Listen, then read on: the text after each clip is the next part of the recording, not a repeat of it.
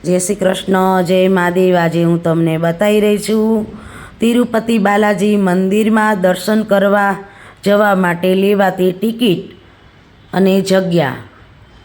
આ છે તિરુપતિ બાલાજી સર્વ દર્શન ટિકિટ અહીંથી લેવામાં આવે છે। તમે અહીંયા અંદર જશો એટલે તમને ટિકિટ આપશે, તમારો ફોટો પાડશે અને ટિકિટ આપશે। ટિકિટની અંદર સમય અને તારીખ લખેલી હોય છે, તે ખાસ જોવી। સીધું ટિકિટ લઈને અંદર ન જતું રહેવું। જો તમે અંદર જતા રહેશો તો તમને ખૂબ જ વાર લાગશે, 10 કલાક તો તમારે અંદર રહેવું પડશે, ત્યાં સુધી તમને દર્શન નહીં થઈ શકે। એટલી બધી ભીડ હોય છે લોકોની, એટલે ટિકિટ લઈને પાછું આવતું રહેવું અને સમય અને તારીખ ખાસ જોવી। એ જોઈને અગાઉ 2 કલાક પહેલાં જ જવું, બહુ વહેલું ના જવું દર્શન કરવા માટે, 2 કલાક અગાઉ જ જવું, જેથી કરીને તમને 2 કલાકની અંદર દર્શન થઈ જશે। અને ટિકિટ લઈને તરત જશો તો 10-12 કલાક પણ થઈ જશે। એટલે ટિકિટમાં ખાસ સમય જોઈને પછી જવું, વહેલું જવું નહીં, 2 કલાક વહેલું જવું।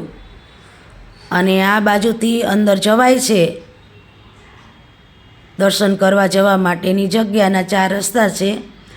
આ સીડી ઉપર બધાય લોકો આવી ગયા છે, દર્શન કરવા માટે જઈ રહ્યા છે ભગવાન તિરુપતિ બાલાજીના દર્શન કરવા માટે।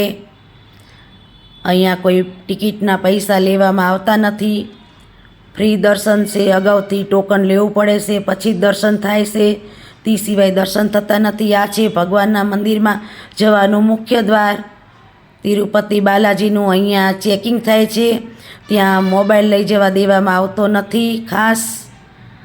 આ છે જગ્યા ફ્રી દર્શન તિરુપતિ બાલાજી। તમને મારા આગળ પણ તમને વિડીયો જોવા મળશે, તો જરૂર ચોક્કસથી જોજો। જો તમે મારી ચેનલ પહેલી વખત જોઈ રહ્યા હોય તો સબસ્ક્રાઈબ કરવાનું ભૂલશો નહીં।